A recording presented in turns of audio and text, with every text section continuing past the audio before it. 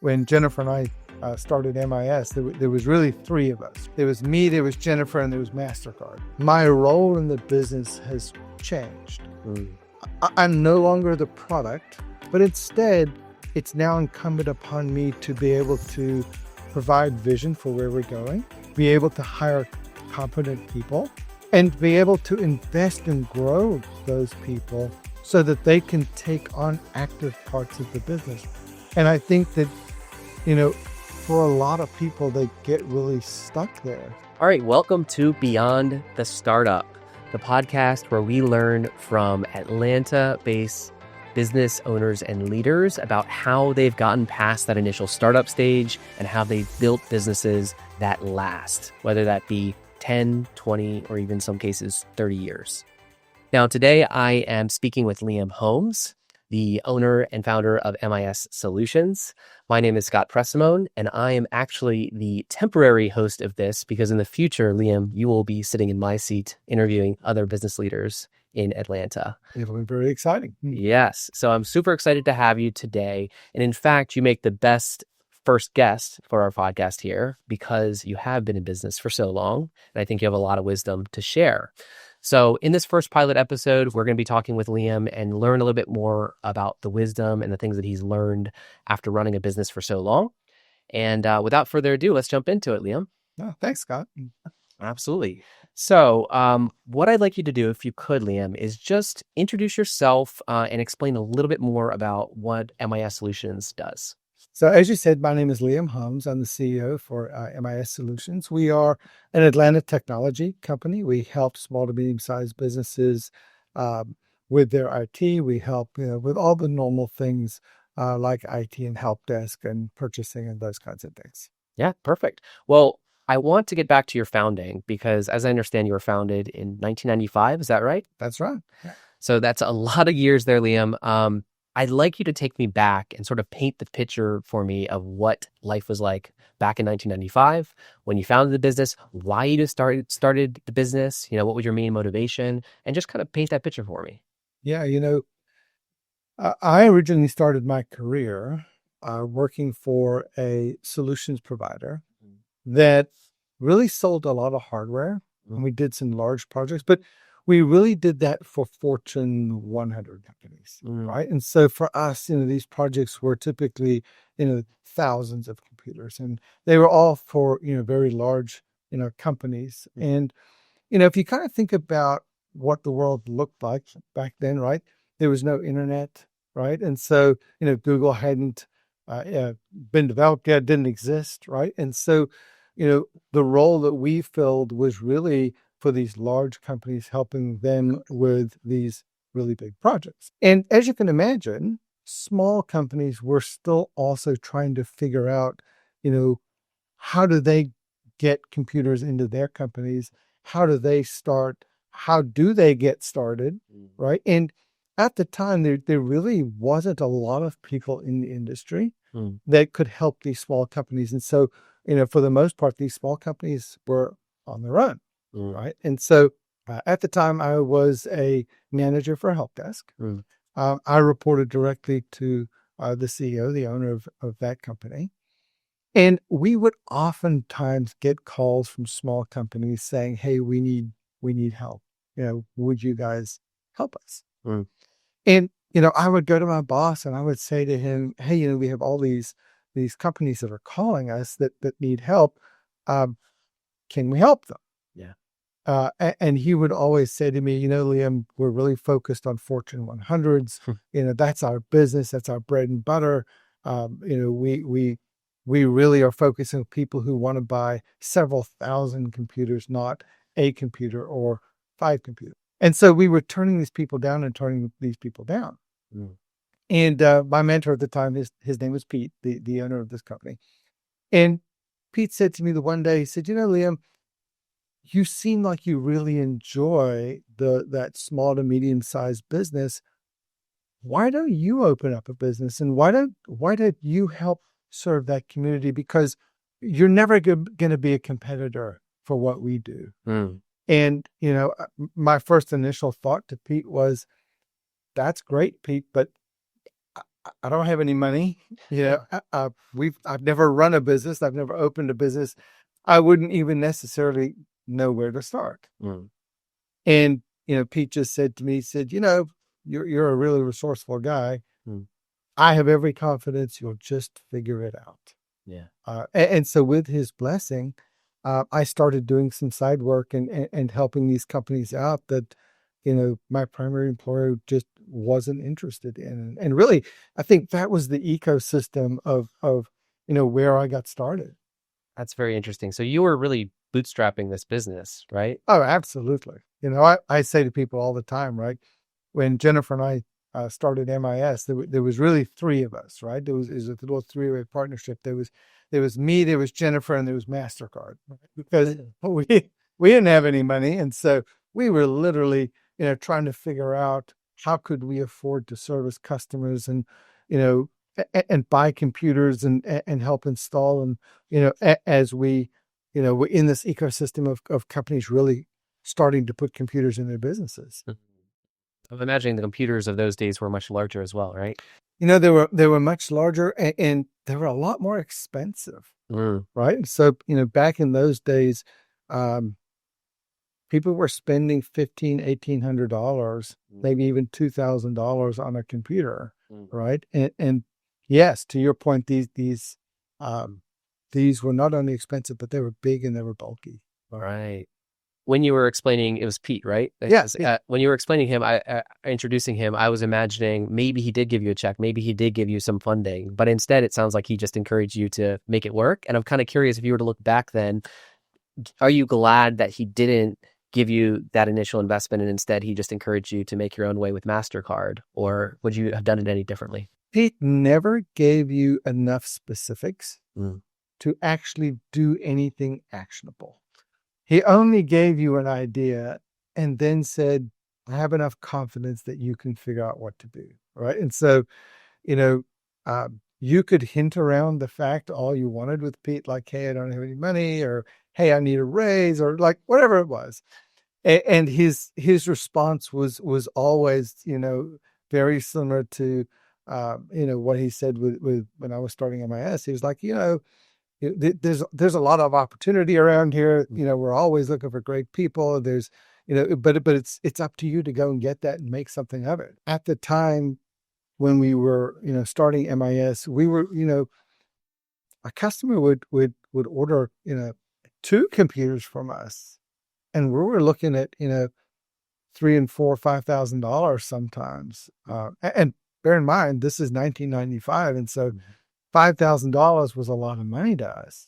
Yeah. We didn't have $5,000, right? And so, we were putting these purchases on credit card, and then hoping the customer would pay their bill, right? There's those servers. Yeah, and so we were certainly not a company that had a lot of resources to begin with. And Pete would check in with me every once in a while, and hey, how's it going? Or are you guys, are you guys making progress? And, he would sort of give me these little pearls of wisdom, but it was never really anything super actionable. And I think it was deliberate, right? It was really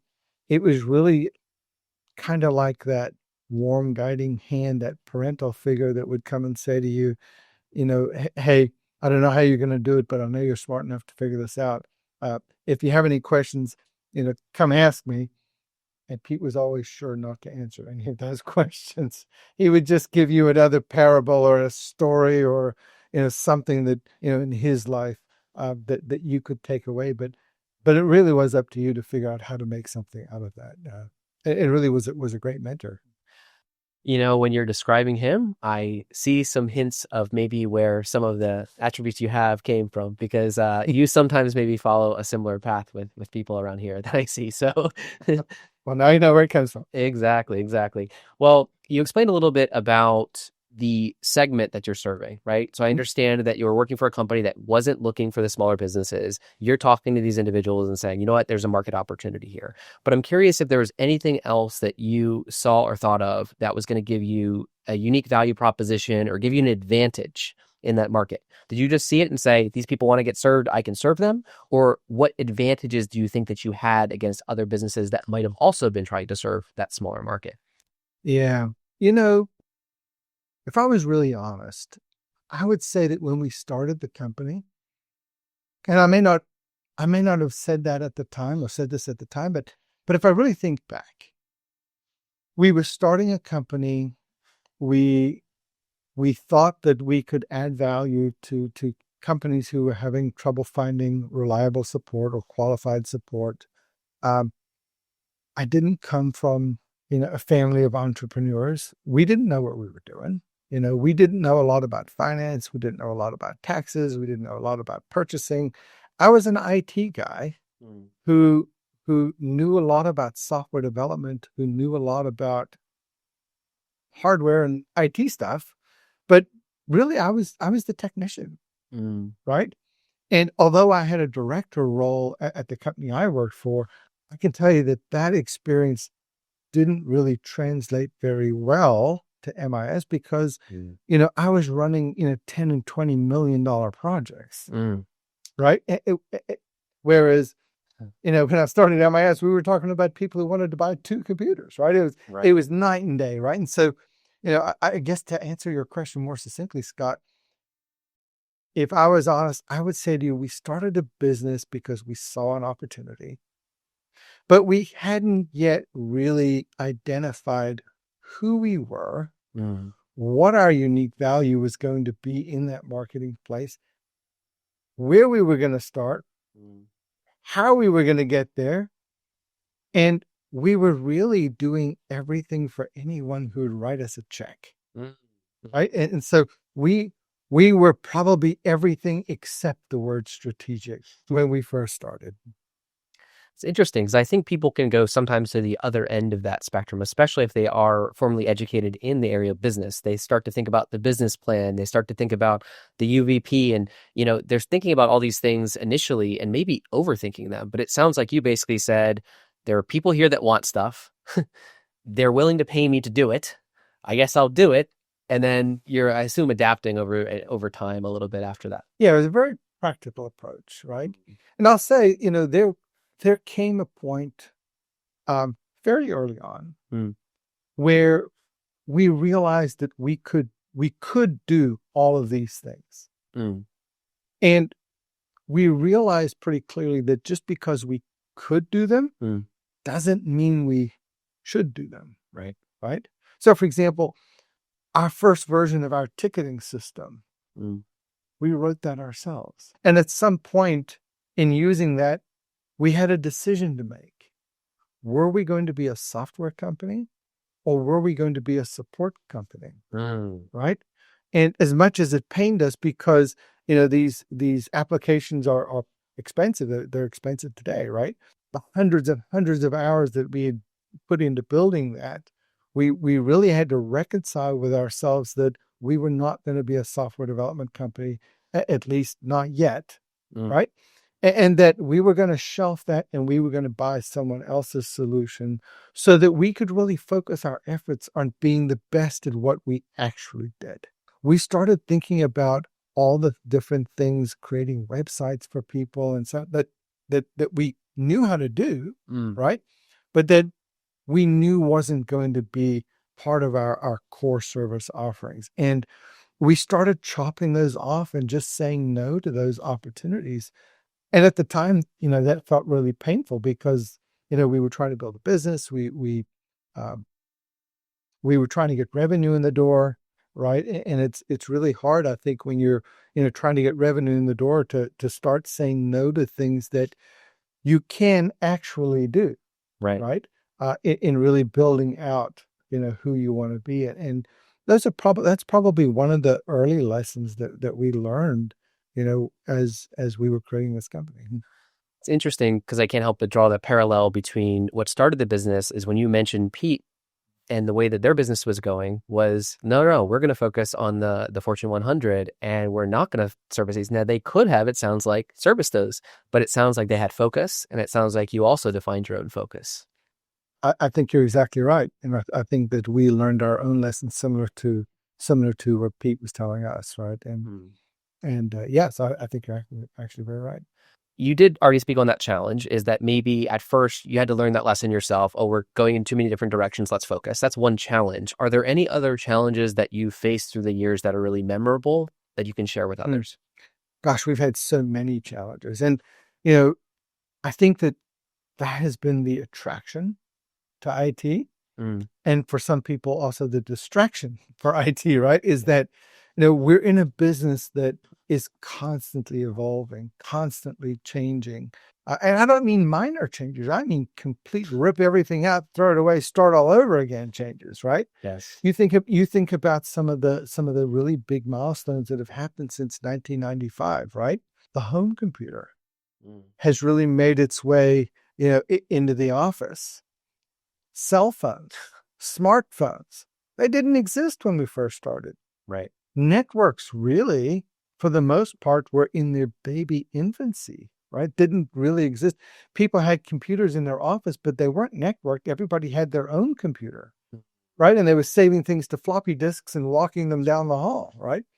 We have one customer that shared a story with me. He's a friend of mine, and they started their business, a little bit earlier than us, but they had one computer that they just had on a little cart with wheels, and they would push it around the office based on who needed to use the computer, right?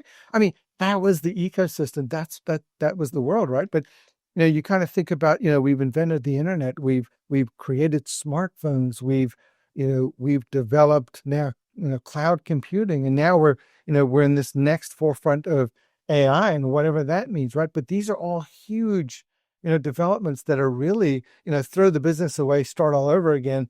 Who are we, who are we going to be in the new ecosystem? Mm, Because everything that you've known that got you here won't get you to the next spot, right? mm, Think about security and compliance and all of the rules and regulations that go along. That didn't exist 10 years ago, mm, really at the same level that it does today, right? And so, you know, I think that the attraction for a lot of people is the fact that the business changes so significantly, and it's this constant learning curve. And for some people, what you also see is that's the thing that keeps them out, right? They come into IT, they're like, hey, it's a really great career. It pays a lot of money, and and I'm going to get into it because of that. What they never realize is that you're going to be a lifelong student, and you're constantly going to be running uphill trying to figure out what's next and what your role is in that, right? And so, you know, it's different in that way, and for us, that's always been an attractive part of business. absolutely. I guess I hadn't thought of it this way, but when you described technology as like by definition, it's always changing, right? It is. So you always have to stay on the bleeding edge. I assume some companies don't always want their technology to change because it's always, the moving and changing is difficult, but at the same time, they need someone to help them make those transitions because a lot of times they're not optional, right? You mentioned AI. That's one of those things that you can avoid it for so long, but realistically, it is changing the world around us just like the internet did. And so I assume that that's something that the MIS team is comfortable with helping individuals, whether they like technology or not, adapt with technology because we all have to adapt, right? Absolutely, right. And I'll give you a story. I'll give you a parallel that goes with this, right? Yes. A number of years ago, in our industry with small businesses, most small businesses considered backups to be a nice to have, Mm. an optional. And people really struggled actually for a really long time to figure out how they were going to back up all of their data. And companies really had this, hey, it's our computer system's important, but we could live without it. It's okay. Mm. Backups are expensive, and you got these tapes, and who's gonna change the tapes out? And you would be surprised how many companies didn't have really any form of backup at all, Mm. right? You fast forward to today, and you put that in today's context. I think even the smallest business would say not having backups is unconscionable. Like, we don't even see a world where that doesn't exist, right? And yet it was only, probably 15, 20, 25 years ago that people really thought backups were optional, that this Mm. was a nice to have thing. And so you can really see how people's mindsets change with technology as technology matures, right? And to your comment a minute ago, You think about AI. You think about cloud, which is kind of our previous, iteration where, when cloud first came on the scene, people were like, hey, there's this new thing. It's cloud. Mm. You know, we don't know what it is. We don't really think it adds any value to us. We're not going to go down that road. I can't imagine what else we would need beyond what we have. And so we're good, right? You move a couple of years down the road, and now everybody's like, we're a cloud first company. We're buying SaaS applications. You've got Office 365. How many people have Exchange servers today? Nobody has an Exchange server today, right? Everybody's using Gmail or Office 365, right? And so that pendulum has completely swung. Right. The next crest is AI, right? And what's interesting is you see people's perception about new technology changing as well. It's almost like, they've seen enough waves through the years when maybe they were a late adopter. And as they've gone through the years as they're running their businesses, they're recognizing that there's a lot of value in being maybe not an early adopter, right? But certainly being closer to early than late, right? And AI, I think, is driving that. We're having a lot of conversations with our customers about, is AI right for their business? How would they use it? How do they drive value for that? And at the same time, right? Although we're an IT company, nobody comes to MIS and they're like, hey, there's this new technology, AI, let me train all your people. Right.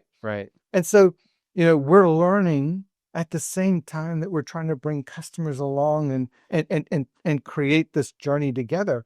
And I think that for a large part, that's IT, right? You're learning as you go, and you're really trying to bring customers forward with you and helping them see and understand the world around them and how it affects their marketplace, right? I think that's the ecosystem and the mindset that small businesses, medium businesses, large businesses are really recognizing and embracing. Right. I mean, I can see a lot of businesses kind of feeling probably like they're feeling around in the dark because there's so many unknowns. But as you're describing all this, one thing I'm thinking about, Lliam, is that none of us know exactly the way things are going to go, but we can't not play the game at all, right? You mentioned floppy disk. I remember having floppy disks, right? Floppy disks happened. You had to learn how to use those. You had to learn how to use CDs. Is it going to be Blu-rays? All these technologies are changing, and you still have to feel around and get used to them until, you can't just step back and say, let's just wait until the dust settles, because the dust never seemingly settles, right? Yeah. But you have to kind of, I guess, learn a little bit, not maybe overinvest, not underinvest, strike a balance as a business, which is probably a really hard thing to do, right? It is a hard thing to do. And I think that, that's probably been one of our strategic advantages, is the fact that, we seek out new technologies. We think about our customers. We think about, the world at large. We think about, different industries. And we typically start investing early. That's probably something I think we've done right. Right? Is, think about cloud, right? A lot of our competitors, a lot of our friends that own IT companies really were like, hey, this is a lot of money. Hey, we don't know if our customers are going to want to buy it. We're not sure really yet. There's no use cases. There's no return on investment. Like, we're not sure. And so we're going to hang back until we see other people really create a value proposition or a path to success. We're going to let those guys do all the hard work. Yeah. And then we're going to jump in at the last minute and be like, yeah, hey, this is what we do, right? Right. Whereas I think, our approach has been, let's be early adopters. Even if we're not selling to our clients, we recognize that gaining that experience and becoming experts in, how you do it a certain way and how you don't do it some of these other ways. So that as those technologies become mainstream, you actually have the battle scars. You have the understanding of how we got to the place we got to. Yeah. Right. And you think about, for example, cloud, Yeah. right? We were one of the first early adopters for cloud. We spent a long time really trying to make a decision around, should we use an Amazon or an AWS or a Rackspace or something like that? Or were we willing to write a 7-figure check to start building our own? Right. Right. And, that was obviously not an easy decision to make, but we had the courage and the foresight to write that check, to develop our own cloud. And if you think about the 15 years that followed that decision, it's been a huge competitive advantage for us because, we can offer things in our cloud that other people don't have access to because they're using, Azure or AWS or something like that, right? If you fast forward a little bit and you think about, cybersecurity, we started getting our certifications, 10 and 11 and 12 years ago before cybersecurity was as much of a mainstay or a staple than, as it is today, where, everybody's worried about, buying cyber insurance and doing vulnerability and assessments. And we've been doing this for a decade plus, right? We built that experience and we got those certifications early. If you think about where we are now with AI, right? This is still new, right? We're starting to hold community events. Yes. We're starting to invite, people who not only are not customers, but maybe will never be customers. Right. Right. And we're starting to look at our community and we're starting to say to that community, join us, learn with us. We don't have anything to sell other than, we can share our experience and what we think works and what we think doesn't. And I think this is, this sort of invest first and commoditize later has really been probably one of the significant keys to our success. What a great lesson to share. I couldn't help but think when you're mentioning the term battle scars, I think that really resonates with me. And it's because if we think about, let's say, reading a book, right? You can read the Cliff's Notes of a book and you can say, I learned a lesson from the book. But sometimes it's actually by flipping through the pages and actually taking that time that you might learn more than you learned from the Cliff's Notes. And the fact that you've learned and had some battle scars, it's very different than someone learning from your battle scars. You touching the stove is different than someone else touching the stove, right? And so I'm curious if you can share any of those battle scars with us. Is there a mistake that you feel you've made at some point through this long journey that you think has either helped you later on, or I don't know, that was painful for you that you can at least share with us? Because Sure. And there's a lot of them, right? Honestly. Some of them really simple. I can remember in the very beginning when we started MIS, again, Jennifer and I are not finance people. We didn't come from, a family that were entrepreneurs or had businesses. We were first generation business owners, right? Jennifer's parents, her dad was a mechanic and her mom was a secretary, right? And so, we didn't have a network of people who could help us. And so the only thing we could do was really walk around and feel this out for ourselves, right? And so, when you think about that, something as simple as how do you file your taxes? How do you save money so that when the tax man comes on April 15th, you've saved money to pay your taxes, right? That was a huge mistake that we made, probably our second year in business. We, just like everybody, you have to do taxes. Yeah. We didn't know how to do them. So we hired a CPA to help us do them. And I can remember at the end of it, she said to us, right, so I've gone through everything. It looks like you owe $60,000. Wow. And we were like, we don't have anywhere close to $60,000 to pay our taxes with. And then you got to go down this road of like, okay, so what options do we have? Is there a payment plan? Like, you know, does Lliam go to jail? Like I don't know. Like what happened? And you have to pay your taxes, right? And so, you know, we really had to learn that lesson. And you know, you always hear this thought about, you know, there's two kinds of companies, right? People who know how to do whatever it is that you're selling. Maybe you're an engineer, maybe you're on the technical, you're on the delivery side of things, right? And certainly for MIS, you know, that's been the case, and we're a very technical company, right? Because I founded the company. Yes.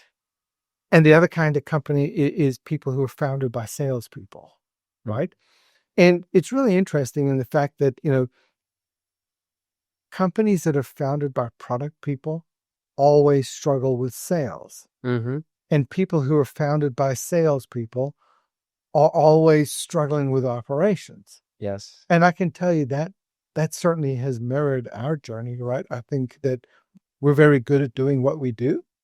I think that we've really had to learn a lot about other parts that we didn't know: finance, sales, marketing, podcasting, apparently, Yeah. right? And so, you know, there's all of these different things and all these different skills that you really never think about that really are what create the company. It's not just, can you do the thing that you're selling or doing? You have to be able to do all of these other things as well. And, you know, probably a couple of really succinct examples. Taxes is certainly one of them. We didn't understand that. Hiring, right? How to really identify the right team members, and maybe even really something even simpler than that. When do you hire, right? When do you hire your next person? When do you need that next person? I know that we struggled with that in the beginning. You know, how do you know when you're ready to add a team member, right? And I think we messed that up a couple of times. I think that, you know, other things that got us was policies and procedures and standards, right? I can remember when MIS was smaller, you know, we were all out of my home, right? Oh. And you know, our people used to come in, and when I say people, we probably had 2 or 3 of them, right? But they would come in and we'd all sit and have breakfast in the morning around the breakfast table, right? And everything that we needed to know, we could just ask, Right. right? TJ was one of our employees at the time. He'd be like, "Hey, TJ, I'm working with so-and-so customer. What's their password for X?" And he'd just be like, "Hold on, I look it up on my notebook," and he'd tell you, right? Yes. And, you know, there was only 6 of us. And between the 6 of us, we all knew everything that we needed to know. As we grew, what became really apparent was we needed systems, we needed processes, we needed policies, we needed procedures, we needed to mature as a business, because it got to the point where it was impossible for anybody to know or remember anything. And it was the thing that was slowing us down. And so we literally had to pause the business and say, "Hey guys, we've reached a point where what got us here is not going to get us to where we want to go. And even if that means we need to slow down for a year and make a commitment to writing things down and creating policies and processes," right? And you know, that was a significant undertaking that we had to do. But, you know, again, I think you learn these lessons almost out of necessity, right? Because you recognize at some point that you've gone as far as you can go unless you change something.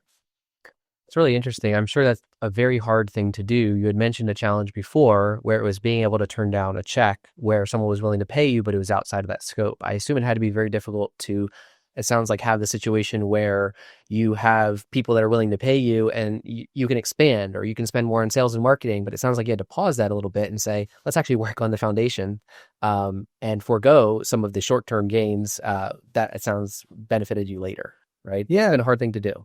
It is a hard thing to do, right? And, you know, you think about it, right? When you're small, you can solve every problem by simply working harder and putting in more hours, Mm-hmm. right? But at some point when you grow a little bit, you can't work hard enough, and there's only 24 hours in a day. And so you can't put in enough hours to actually solve the problem. Right. As you grow, you have another dynamic that really comes into play too. And that is, when it was me doing the work, right? If I was working 50, 60, 70, 80, sometimes 100 hours a week, my payroll never went up. I just put in more time. Right. Right. But when you start to get employees and you're paying them to do the work, right?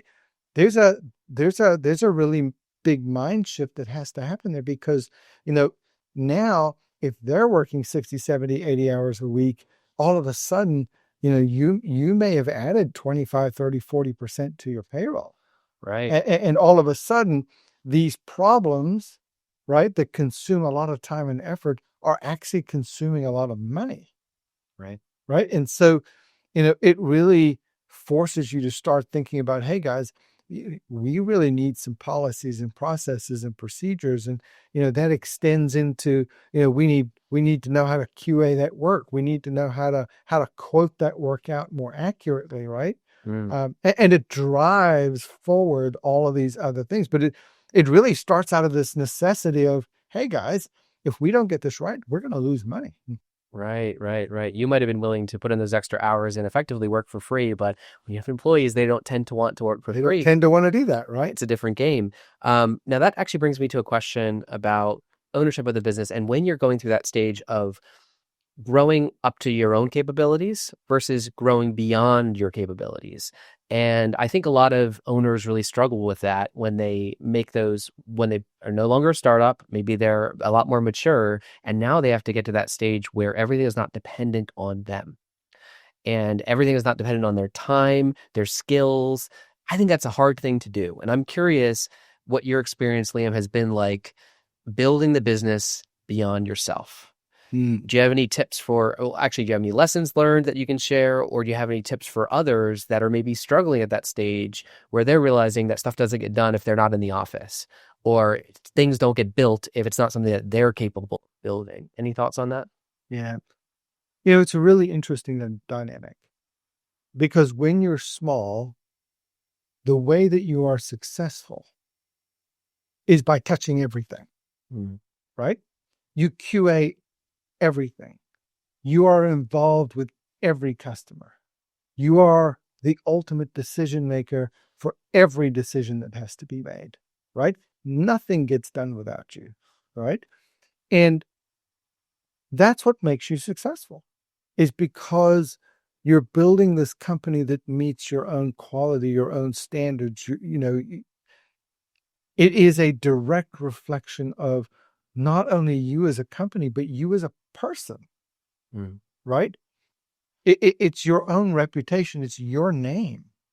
And when you do that well, you grow, right? But at some point, what happens is you're human. There's only 24 hours in the day. There's only so many things you can do. And you start to get faced with this conundrum of, I can't make every decision. But how do I know which decisions I should make and which decisions I should delegate? Right. And I can tell you that as you're making that mind shift, as you're making that change, you're not always going to get it right. I don't always get it right today. Right.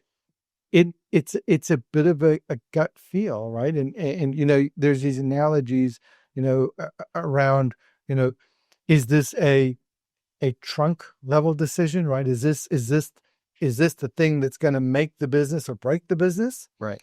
Or is this a leaf level decision where it's really just a small minor decision that someone else could make, and whether they get it right or wrong, the business will survive. Right. And then it's, I think, really being strategic and deliberate about saying, my role in the business has changed. I'm no longer the product, but instead it's now incumbent upon me to be able to provide vision for where we're going, Yeah. and be able to hire competent people, Mm. and be able to invest and grow those people so that they can take on active parts of the business, right? And so your mindset really has to change in terms of your position in the company. Mm. And I think that, you know, for a lot of people, they get really stuck there. You know, I certainly see a lot of businesses, Scott, I know you do too, Mm. where the company is so solely focused on the founder, Mm. right? The founder is the brand of that business. They are the face of that business. They are the beginning and the end to that business, Mm. right? And what they don't realize is that they're also the bottleneck to that business. They are the cap to that business. Mm. They are captured by that business, right? Right. And at some point, some people, I think, have a really difficult time letting go Mm-hmm. and moving beyond that. And other people make that transition and really say, hey, you know, if we're going to be the company that I want to be, if I'm going to continue to attract, you know, great talent, I'm going to have to start letting go. I'm going to have to start trusting other people to make decisions.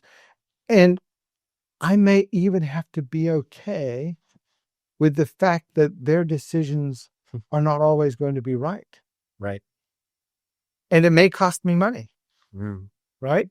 And that's a very difficult place to be, because in some places it's a little bit like watching a train wreck, or watching, you know, your son or daughter when they just learned to sit up, learning to walk, and like, you know, they're going to fall, Yeah. Yeah. right? But you know that falling is part of the process of learning to walk, Right.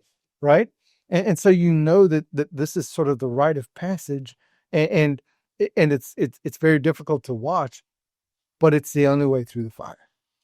Yeah, learning to walk. I know that your children have gone through that stage of learning to drive. I'm sure that was a tough one, They have. right? They're going to be going off and going to the grocery store, and you have no control over what happens during that drive, right? That's got to be really hard. I love your analogy too of the tree, because I'm imagining you described maybe the visionary leader could be the trunk, right? But then you have the branches, and then you have the leaves. Right. Now, tell me if this makes sense to you, Lliam, but I haven't been in business nearly as long as you have, but I'm imagining that if you have to be the trunk, the branches, and leaves for so many years, and you have the battle scars doing that all yourself, I assume it's very hard to take that step back, because again, those battle scars, I feel like they can kind of form you. You can kind of get that very thick skin about, I have to do A, B, and C. And then once you're trying to grow beyond yourself, you have to sort of unlearn some things, don't you? You do. Um, and I think all of us, really, no matter what business you're in, you are going to have to adopt that mindset of saying, you know, my job is to continually teach people what I do, to grow people to take on parts of the business that I do today, and to put your ego aside Mm. and to really allow people in to help you. And I think part of that, putting your ego aside, is we're all human, right? Mm. In this journey, you are going to come up with things that you're just not good at. Mm. You're not talented at. There are other people that are better at doing that thing that you are. And again, you know, we're all human, right? There's parts in every business that you're not going to want to do. You'll be like, I'm not good at it. I don't like doing it. It's hard. I do a mediocre job at best. Surely there's got to be someone out there who loves doing this thing. Yeah. Right. And that maybe was another lesson that we learned along the way, which was, for everything that we didn't like to do or that I wasn't good at doing, there is somebody out there who just lives to do that thing. They just love it. They suck it up, right? And you're like, I don't know why you like that. Power to you. You're great at it. I stink at it. I admire your ability to be great at that thing, right? And I think that that's part of that growth trajectory, part of that learning is really identifying from a self-reflection, what are the things I'm really good at?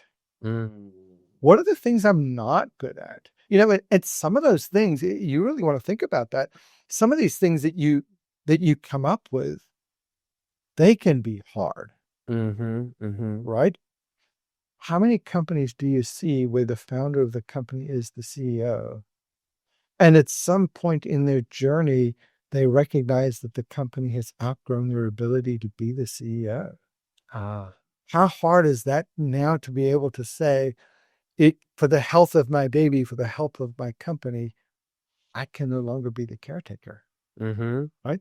And I haven't got to that point yet, but you certainly see companies around us that are saying, hey, in order for us to continue to fulfill the mission that we're on, I'm no longer enough. Right. We need to now go and hire a professional CEO. Right? And you have to look yourself in the mirror and say, I'm not the one. Right.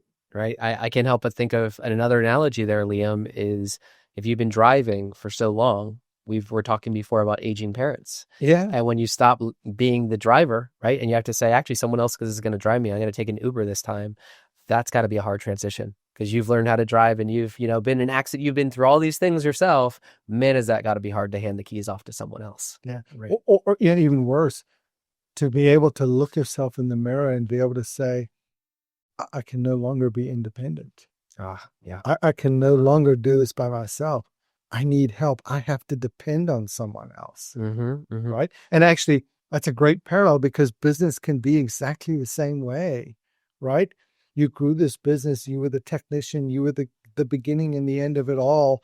Slowly, you're developing and handing off pieces. But ultimately, one day, if you keep down this path, you're going to have to fire yourself. Right?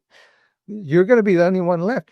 Think of Steve Jobs. That's probably a really great example, right? Yeah. Steve was an amazing technologist. He had great vision. He was the product.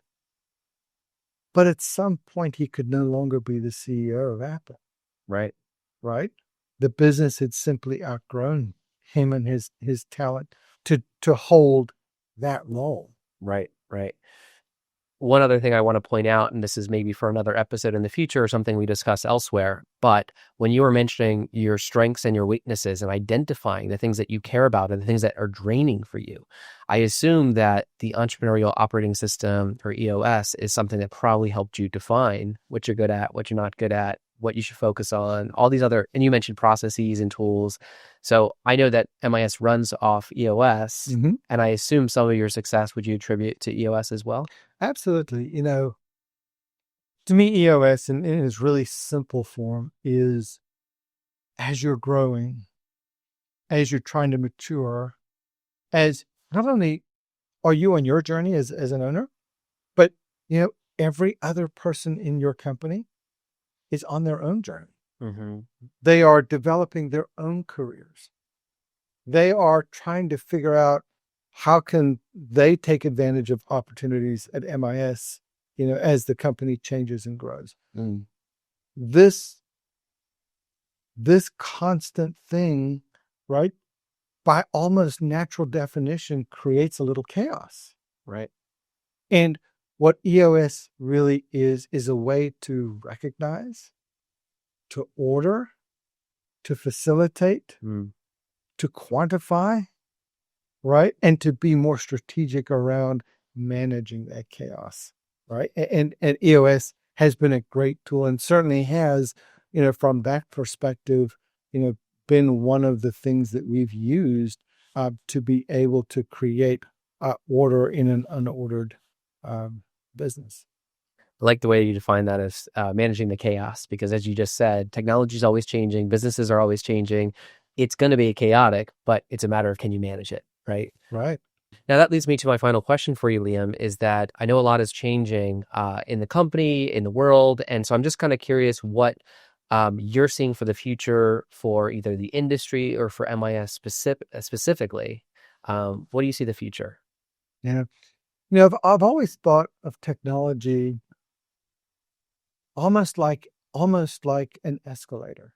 Like when you go to the mall and you see the stairs, right, and they're coming down like this, right?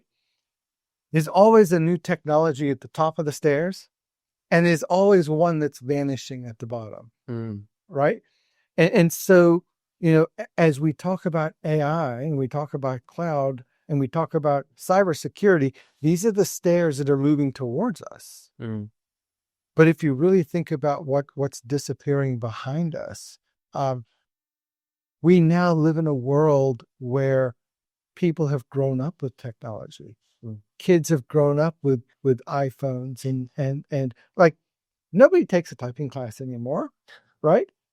Because as you grew up, you learned to type because that was part of going to school. Like that was as foundation or fundamental school as learning to spell, right? And so nobody takes typing classes anymore, right? And so as technology moves like that, and you really kind of put that in context of MIS, I think that because we are a technology focused company, that as a founder, I'm an IT guy, right? At its core, right?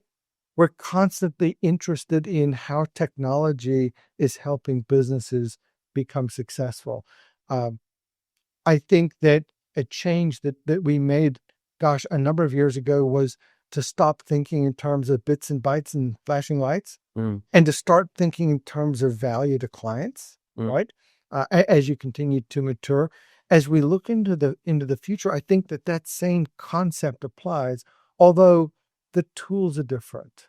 I think now if we think about AI, we recognize that as we sit here today, we're not at the beginning of an AI journey.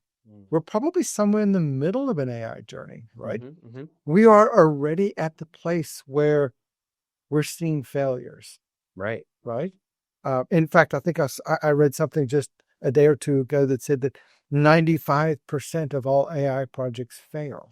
Right. And so we're starting to see a pile of dead bodies. Right. We're starting to see people who are struggling. Right. And so I think over the next couple of years, what we're focused on and the value that I think that we're going to be able to bring to our customers is that 30 years worth of business experience and being able to say to those customers, behind the hype, here's how you make this valuable. And I liken AI, at least in our journey, very similar to that journey of when cloud became, popular, right? Right.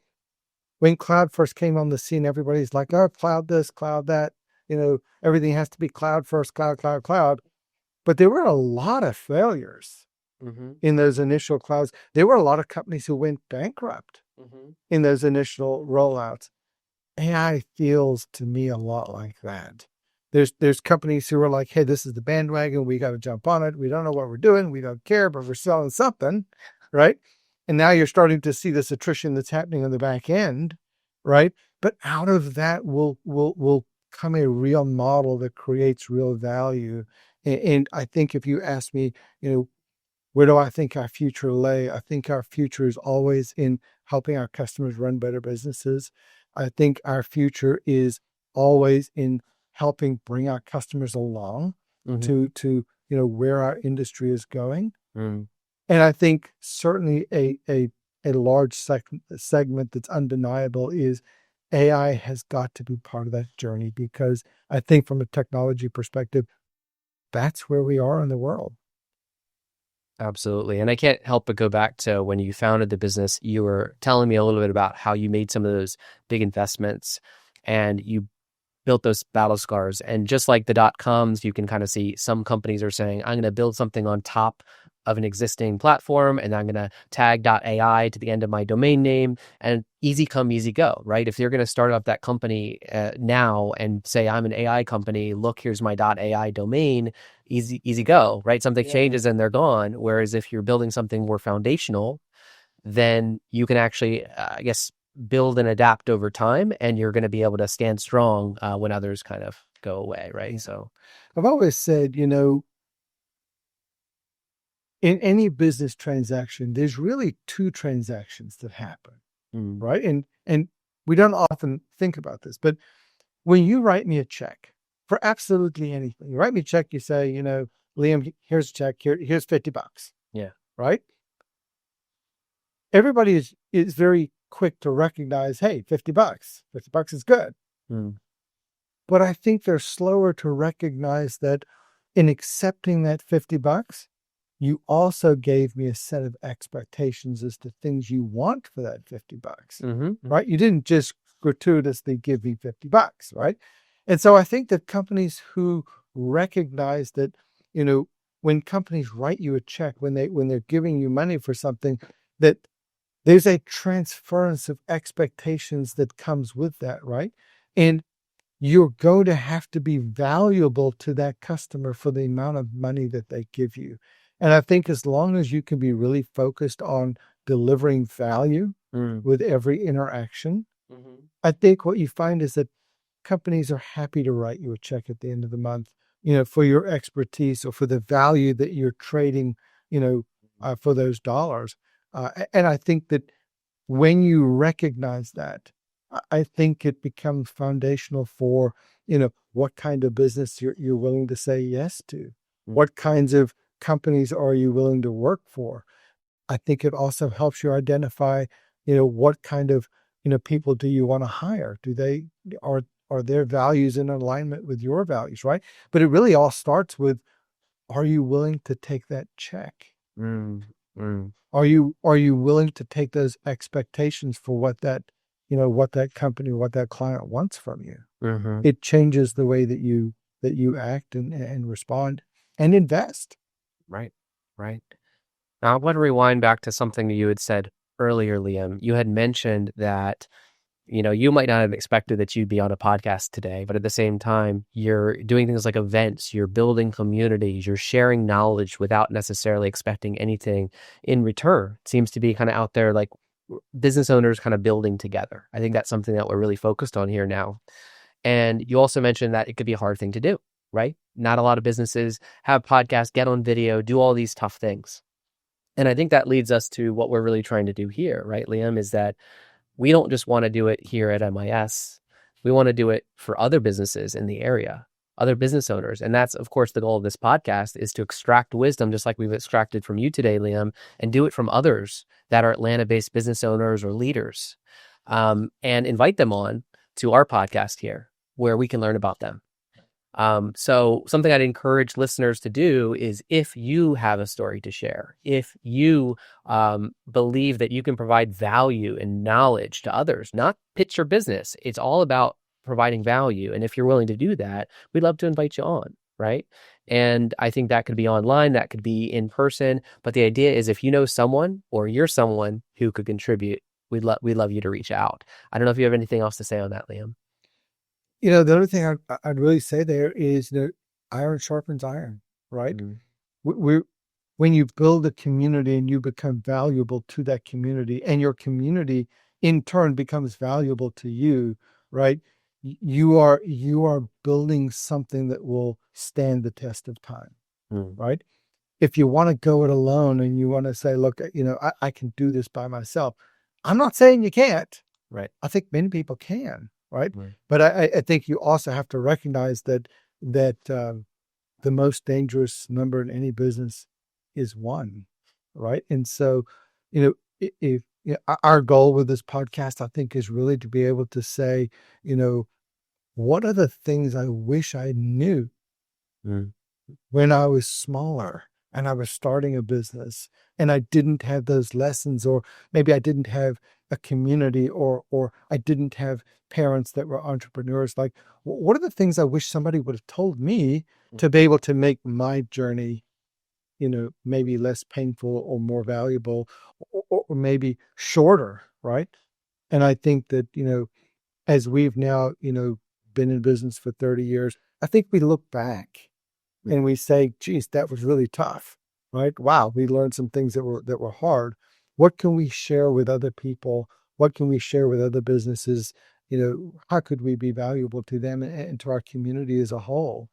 And, as one of the things that I think happens to you after you've been in business for so long is you develop friendships with other people who own other businesses. Right. And I can tell you absolutely for sure, if you own a business, you have scars, right? There is nothing for free in this world, right? And being able to listen to that and take advantage of other people's thoughts and ideas and, suggestions, I think is really valuable. And, you are your own number one investor, right? Mm. If you're not willing to invest in yourself, it's very difficult to convince someone else to invest in you. And so this is a forum I think that we're creating to allow people to, share their experience and invest into our community. Absolutely. Giving back to the community, and iron sharpens iron. Absolutely. Well, Lliam, I really do appreciate the time today. I think you've been very generous with your time, so I appreciate it. And we look forward to the future episodes where we can all kind of learn from each other. So thank you again. Rock, thank you. Thank you for having me.